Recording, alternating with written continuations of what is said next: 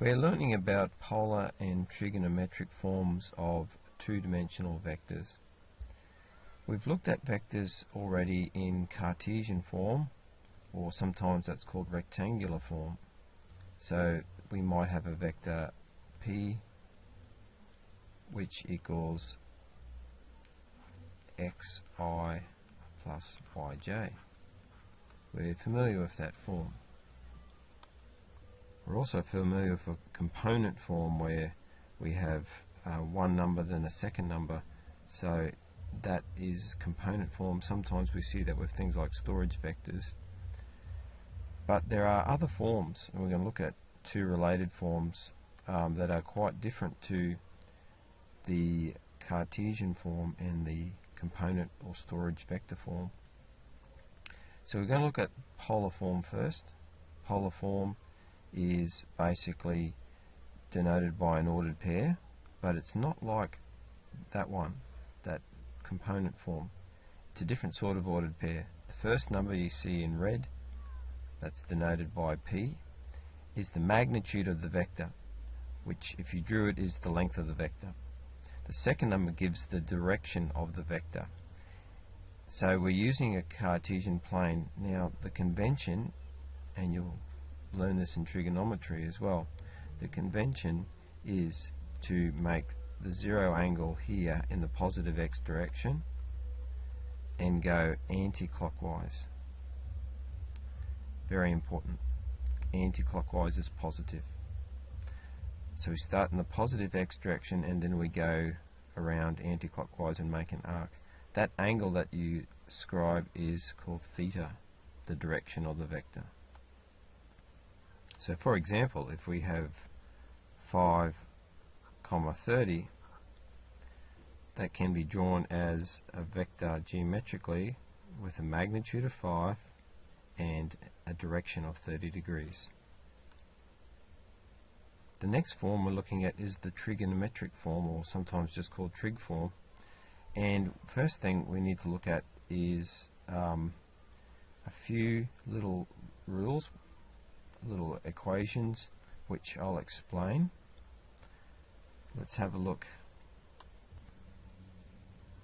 If we look to the right of the screen, we see that for some generic vector v, in Cartesian form it would be expressed as xi plus yj, where x and y are scalars. Here we're told that x can be achieved by going r times cos theta, where r is that magnitude in polar form and theta is the direction, and y, we can yield y by going r sine theta. So if we sub those in, instead of x we've got r times cos theta, and instead of y we've got r times sine theta.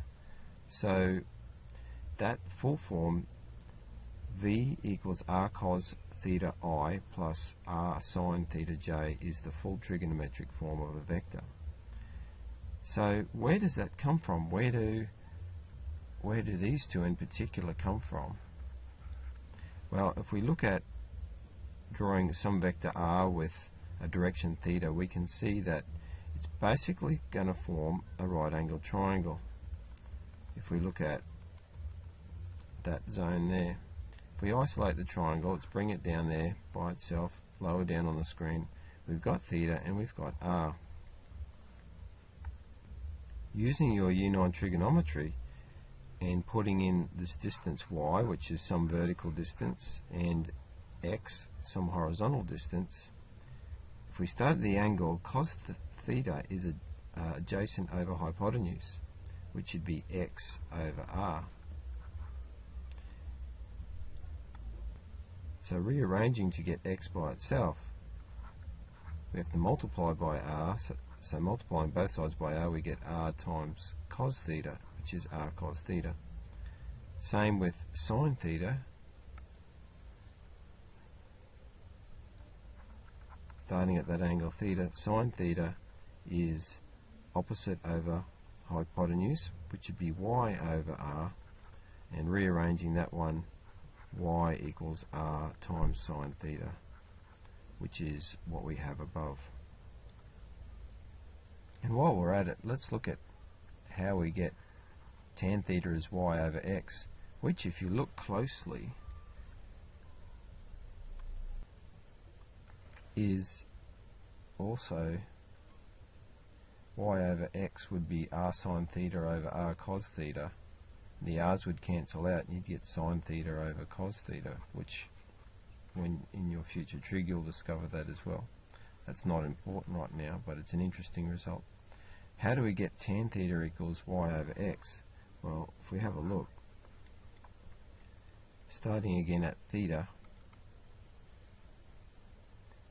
tan is opposite over adjacent, which is y over x.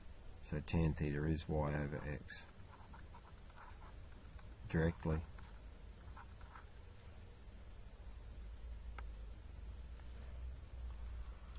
The same result as last time. The magnitude of the vector is still x squared plus y squared, and I guess as a corollary of that, as a logical extension of that, you could call it r squared cos squared theta plus r squared sine squared theta, because that is x squared and y squared, but that there is not important right now, so that'll come later on. However, the things that are printed here are important, so please note the following that you see. Now for some examples. Example 1 below, change the following vector to component form. So we have a polar form vector there in the form r theta. We have to change it to component form, or you could change it to rectangular Cartesian form, either or. They both are the same essentially. So we basically, in component form, or very similarly Cartesian form, is in the form of x, y, distance along the x and distance along the y in 2 dimensions. So we need to apply these up here. So basically we need to find x first. So x is r times cos theta, which would be 5 cos 30, which is 5 times root 3 on 2, which is approximately equal to 4.33 if you take a decimal approximation. Y is r sine theta, so that's 5 sine 30, 5 times a half, or 2.5. So in component form we have 4.33, 2.5. Or you could say 4.33i plus 2.5j. Next example. Just starting back here to this magnitude. There's 2 ways of writing the magnitude. You could use the symbol V, magnitude with the 2 vertical strokes, like the absolute value symbol, or that could also be called, in this case, r, because we said r is the magnitude, didn't we? So in other words, to get r we have to go x squared plus y squared. So returning to the problem, to get r, because we're going to convert this to polar form, which is r theta, we go negative 10 squared plus 16 squared and take the square root. So calculating that, we get approximately 18.87. Now we need to find theta. So above it says tan theta equals y over x. From your year 9 trigonometry, you know that to get theta we have to take the inverse tan of y over x. So we apply that now. Inverse tan, make sure your calculator is in degrees mode. 16 over negative 10. That equals negative 58 degrees. Now it's important to pause and draw it at this point for these sort of questions. If we think about the Cartesian or component form, negative 10, 6 would be basically 10 units to the left and 16 up, and we would have basically a vector like this. Now remember, in polar form we have to consider the angle right the way around. So what does the negative 58 here mean? This is a little bit tricky at first to interpret. Well, because 58 degrees is acute and negative means that it's going to go clockwise, the only conclusion we can come to is that it's actually 58 degrees going this way from here. So what you would do to find the true angle or the true direction, theta equals 180 degrees minus 58, because the whole way around from 0 through to the other end of the x-axis is 180, and then we just saw it back up by 58, so we go 180 take 58, and that's 122 degrees. So the final result in polar form is 18.8, 122 degrees. Example 3, change the following to component form, find the result and change back to polar form. So we have two vectors, one minus another. So we have the first vector minus the second vector. We could do this in component and Cartesian form easily. However, until you learn in math methods what's called the sine rule and the cosine rule, which is not to be confused with the sine ratio and cosine ratio, you have to take this longer-winded approach. When you learn the sine rule and the cosine rule, you'll be able to use a quicker approach than this. So how do we subtract vectors in this form? We have to convert them and then do the subtraction, then convert them back. Let's have a look. If you look at the video and then pause it, you'll see it's the same sort of calculations as just above. So we convert the first vector. Pause to have a look. For the second vector in polar form, we use the same method to convert to component form, r cos theta and r sin theta. Pause to have a look.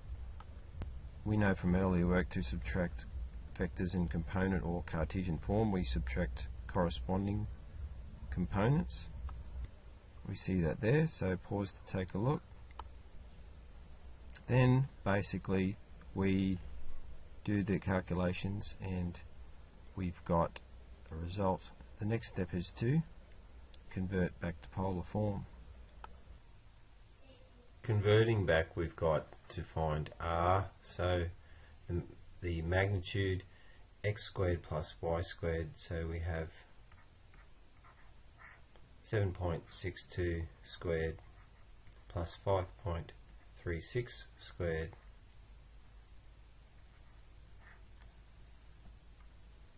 once we take the square root, we've got 9.316.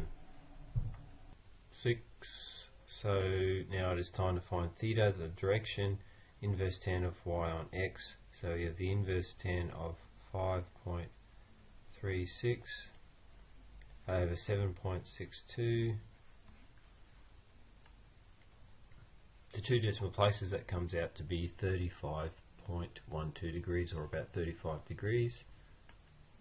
The final result is 9.32 and 35 degrees in polar form. So out of the three examples, this was by far the most demanding. Once you learn some other rules and math methods, we'll be able to use a shorter version to do such things. Time to try some trig